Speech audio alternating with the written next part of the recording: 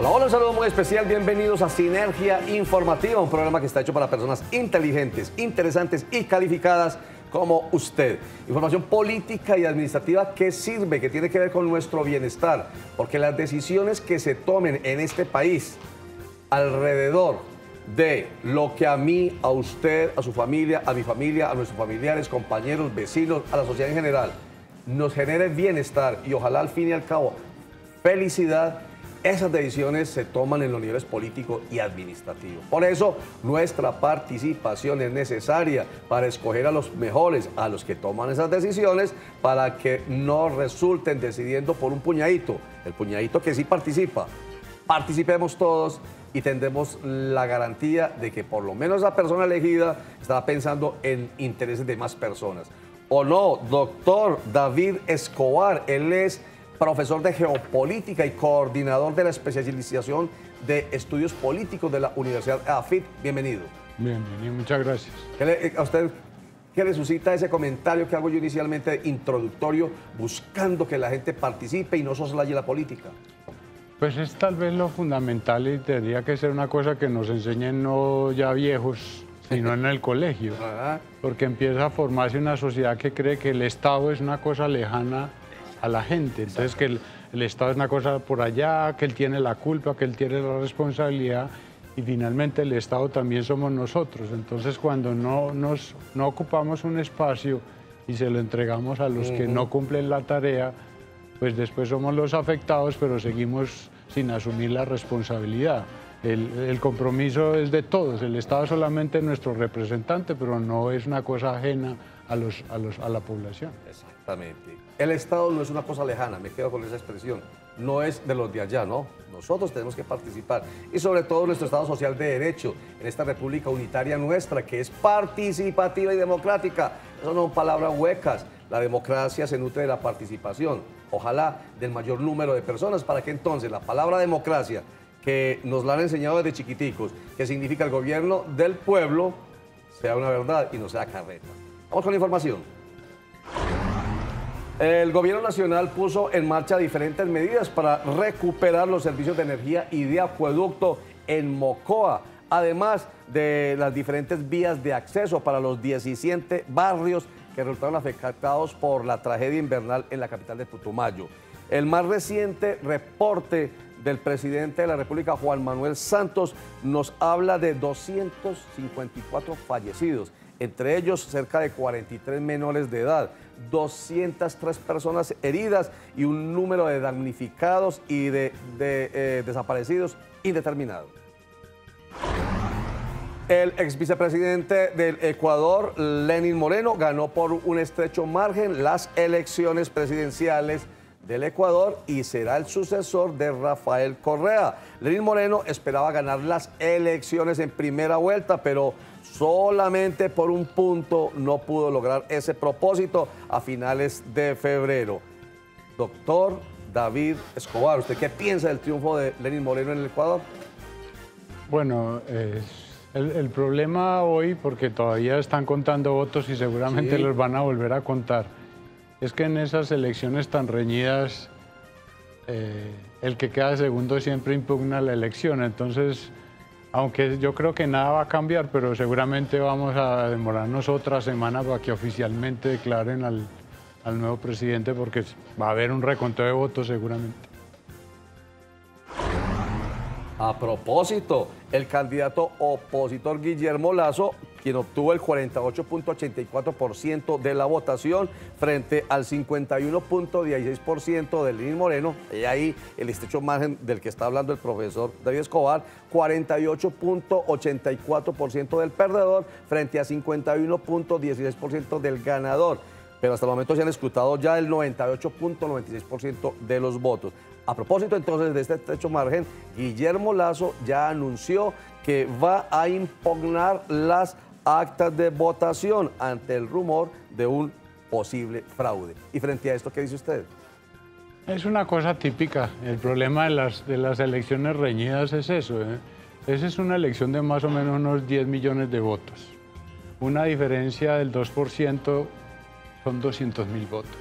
Y todos sabemos que 200.000 votos hay facilidades de que cosas extrañas pasen. Entonces cualquier candidato que pierde por un margen tan chiquito dice, pues revisemos, porque de pronto alguna cosa pasó, impugnemos, un número se equivocó, unos votos se perdieron.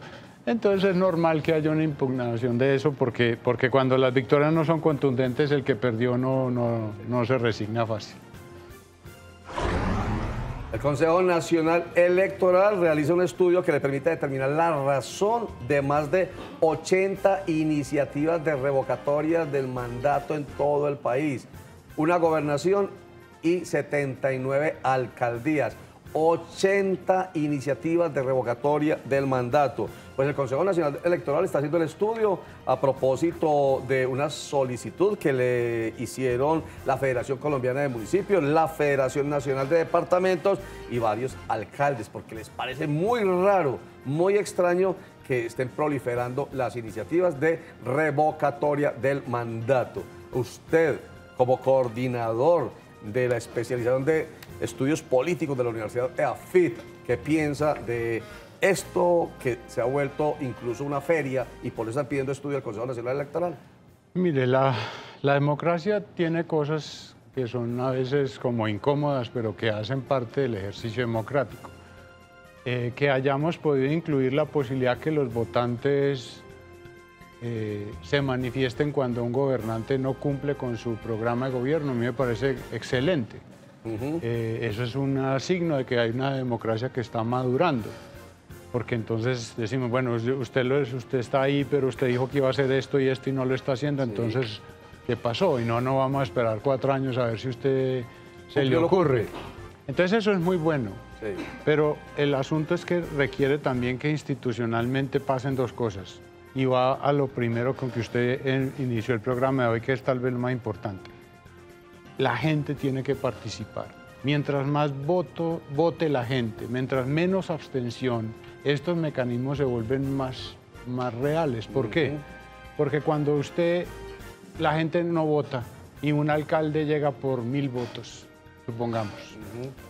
Entonces, si yo perdí las elecciones, yo fui el segundo candidato y quedé con rabia porque perdí. Entonces, si me dicen, vea, si usted logra que el 20% o el 15% o el no sé cuánto por ciento, muy bajito, impugne el coso, con 200 votos que yo me consiga, yo tumbo al alcalde. Entonces se vuelve un mecanismo de inestabilidad democrática. Mientras la gente más vote, el mecanismo para que sea legítimo que yo impugne una elección es más cierto. Y es más difícil entonces conseguir el número de firmas que se necesitan cuando hay mayor votación, es lo que está diciendo David Escobar, profesor de geopolítica y coordinador de la especialización de estudios políticos de la Universidad EAFIT. Pero se vuelve un mercado de, digamos, de rabias, de malestares, y se utiliza muy fácil este mecanismo que es muy importante democráticamente hablando y constitucionalmente hablando, que es el de la revocatoria del mandato, pero se utiliza politiqueramente en algunos municipios y departamentos. Vamos a unos mensajes y ya retornamos con más Sinergia Informativa. Salvemos vidas en la vía. Pórtate bien. Agencia Nacional de Seguridad Vial. Todos por un nuevo país. Alcaldía de Medellín cuenta con vos.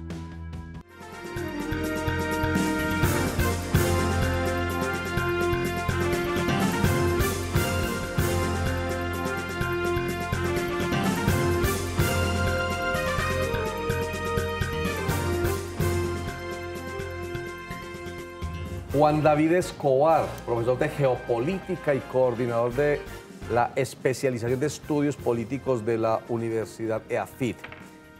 Supimos en días pasados que en Venezuela el Tribunal Supremo de Justicia había decidido fungir como el Congreso, que es la Asamblea Nacional. El Congreso nuestro, acá en Colombia, allá se llama en Venezuela Asamblea Nacional.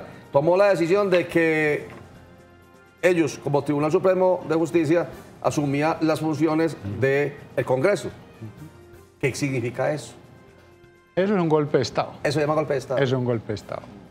Es que usted por mecanismos de fuerza o de otras vías, usted se toma el Estado. Se lo va tomando o de un solo golpe o se va tomando pedazos. Ajá. Entonces, como usted muy bien mencionó, la Asamblea General es como la rama del poder legislativo. Y resultó que otra rama, la judicial, dice, no, yo me tomo los poderes del legislativo. Eso es un golpe de Estado. Eso es coger la estructura del Estado y yo manipularla y controlarla como yo quiera. Porque el poder legislativo, perdón, el poder judicial está en manos del gobierno. Entonces, como perdieron las elecciones y la oposición había ganado el control de la Asamblea, sí, pues entonces la dictadura venezolana no aceptaba que alguien que no está alineado tenga el poder de una rama del poder público. Entonces dijo, no, digamos que no son competentes, que han hecho cosas malas y no la tomamos. Eso es un golpe de Estado. Eso es un golpe de Estado. Que entonces, según lo que usted nos explica, el golpe de Estado no es solamente militar. No es que vayan los soldados y tomen la decisión de irrumpir en el palacio presidencial y deponer al presidente. Aquí se está haciendo por el mismo presidente de la República, Nicolás Maduro, dominando una de las ramas, el Ejecutivo. Vamos a asemejarlo a lo nuestro para que lo entendamos mejor. Entonces hay tres ramas del poder público. El Ejecutivo, aquí es el presidente, aquí es cada uno de los gobernantes, ¿cierto? El gobernador en cada departamento, el alcalde en cada municipio. Ahí está el Ejecutivo. Entonces ya es Nicolás Maduro. Tiene poder sobre el otro poder público, que es el judicial. Aquí está la Corte Constitucional, la Corte Suprema de Justicia, el Consejo de Estado, en fin. Ese es el engranaje judicial. Entonces allá el Ejecutivo tenía todo el poder del judicial y decidió que aquí, en Colombia, es el Congreso de la República, Senado y Cámara de Representantes es el poder legislativo. Decidió allá que la Asamblea Nacional, que es el legislativo de allá, dijo que como es oposición y no me dejan actuar libremente, entonces nos lo tomamos. Ese es el hecho concreto y esa es la toma de poder a la fuerza. A la fuerza. ¿Cierto? Y eso se llama golpe de Estado. ¿Eso qué significa en el contexto de los países democráticos nuestros? Sabiendo que Venezuela también pertenece a una organización democrática que se llama OEA, Organización de Estados Americanos. Digamos que es otro... como si no hubiese suficientes signos de que la democracia no existe en Venezuela. O sea, Venezuela está en una dictadura hace muchos años. Sí. El hecho de que esto suceda, pues es una señal adicional que ya no sé por qué no habían entendido, pero digamos que es otra, en la que queda claro que están en una dictadura en Venezuela. La democracia no existe en Venezuela porque... tal vez o por ignorancia o porque defienden las ideas del chavismo, han dicho que no, que en Venezuela no se puede decir que hay dictadura porque hay elecciones. Pero es que las elecciones son parte de las manifestaciones de la democracia, pero no la democracia. Porque, por ejemplo, como nosotros la entendemos en Occidente, cuando en Cuba, que hay un solo partido político, que es el del Estado, si yo cito elecciones, claro... Yo con yo. Yo saco el 100% de los votos. Sí. Entonces, estamos en democracia porque hubo elecciones. Eso no es elecciones. Entonces, las elecciones son muy importantes, es una manifestación de la posibilidad de que la gente decida, o sea, de la democracia. Pero eso no es solamente la democracia, es una condición necesaria, pero no suficiente. Sí. Todos los días más, como escribí hoy yo en el periódico, lo que pasa antes de las elecciones y lo que pasa después de las elecciones es realmente la democracia. Si yo puedo ir a las elecciones con libertad, si después no me persiguen, si yo puedo decirle a la gente que tenga otra opción o no, eso es democracia. Pero el hecho de que haya elecciones donde un gobierno manipula las elecciones o se las roba o presiona a la gente o mete a la cárcel a los opositores, eso no es democracia. Eso no es democracia. Entonces están pasados de haberla sacado de la Carta Democrática. ¿Pero quién? Bueno, la Carta Democrática, que es un instrumento diplomático, ¿no? Sí. ¿Cierto? Político y democrático que tiene que ver con todos los estados americanos que están en la OEA. Es como un acuerdo que se llegó en la OEA a decir, mire, estas son las condiciones para decir que estamos en democracia y solo partidos y países en democracia pertenecen a la OEA. Si usted no cumple estas normas, lo sacamos del grupo, ¿cierto? Y hay una norma ahí, hay un artículo, creo que el tercero o el quinto, no estoy bien seguro, en la Carta Democrática que habla de todas esas características de los países que hacen parte de la Organización de Estados Americanos.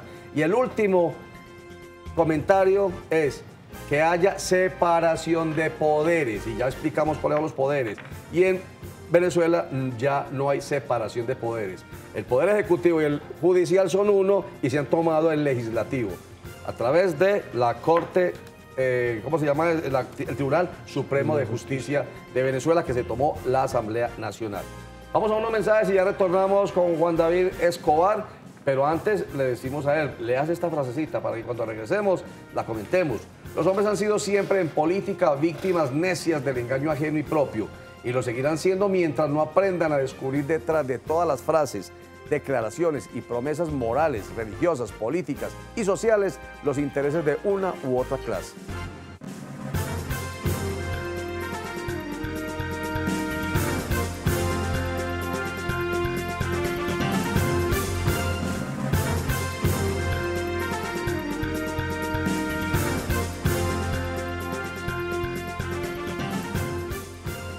Los hombres han sido siempre en política víctimas necias del engaño ajeno y propio, y lo seguirán siendo mientras no aprendan a descubrir detrás de todas las frases, declaraciones y promesas morales, religiosas, políticas y sociales los intereses de una u otra clase. Vladimir Ilich Lenin. A mí bueno, yo no soy amigo de Lenin, ni el de este ni el de Ecuador, pero lo que me parece más interesante de esa reflexión es la palabra engaño. Ya. Los seres humanos no son perfectos, obviamente hay posibilidades de que la gente mienta. Sí. Entonces no podemos esperar que no haya engaño, porque siempre ha habido engaño. El asunto es qué pasa cuando el que engaña y miente no tiene costos. O sea, lo que hay que castigar es al mentiroso. Ah, joder, ¿no? Y tenemos la oportunidad, permíteme le ayudo, por ejemplo, en las elecciones del año entrante, 11 de marzo, elecciones para escoger senadores y representantes a la Cámara. ¿Qué tal si nosotros realmente estamos bien informados y bien formados y vamos a las elecciones y vemos quién nos engañó, quién dijo mentiras, quién prometió, y entonces no votamos por ese? En cambio, votamos por el que sí cumplió. Eso depende de nosotros. Lo mismo pasa con la presidencia de la República. ¿Quién va a ser el próximo candidato a la presidencia? Perdón, candidatos muchos. Tengo 25 nombres en la cabeza, doctor Juan David Escobar. 25 nombres en la cabeza. Pero ¿quién puede ser el próximo presidente de la República que le haga honor a la palabra? En fin. Oiga, bueno, al decidir Venezuela que bueno, continúe pues la Asamblea Nacional con sus facultades, ¿qué pasa con esa digamos, patracía? Depende, fue respuesta a la presión internacional, a la participación de la OEA. ¿Le temieron a la OEA? Temerle a la OEA no, porque lastimosamente la OEA no muerde. Ya. Te puede decir, entonces, como usted se manejó mal, no te dejo entrar a la casa. Y él dirá, ¿y a mí qué me importa? Ya. ¿Cierto? Si Venezuela estuviera muy conectada con el sistema internacional económico, entonces, por ejemplo, una sanción sí sería efectiva. Ya. Pero como está tan alejada porque ya nadie le cree, entonces no hay forma de castigarlo físicamente. Y la OEA, además de que no tiene dientes para morder, el mecanismo es muy complicado porque si lo quieren sancionar, entiendo que todos los países miembros tienen que estar de acuerdo. Con uno que no esté de acuerdo, pues era Haití o San Vicente y las Granadinas o cualquiera de esos países caribeños, no se puede hacer nada. No pasa nada. Entonces, realmente la presión, para mí, aunque suene feo decirlo, lo único es no seguir negociando con Venezuela, decirle al Vaticano que no insista más, que hay personas con las que no se negocia y hay momentos en que no vale la pena. Es simplemente, aunque sea para el dolor de los venezolanos, dejar que el modelo se descomponga del todo, porque si no, si los venezolanos mismos no son los que deciden de sacar al gobierno, nadie lo va a poder hacer. Nadie lo va a poder hacer. No puede haber un nuevo Granada.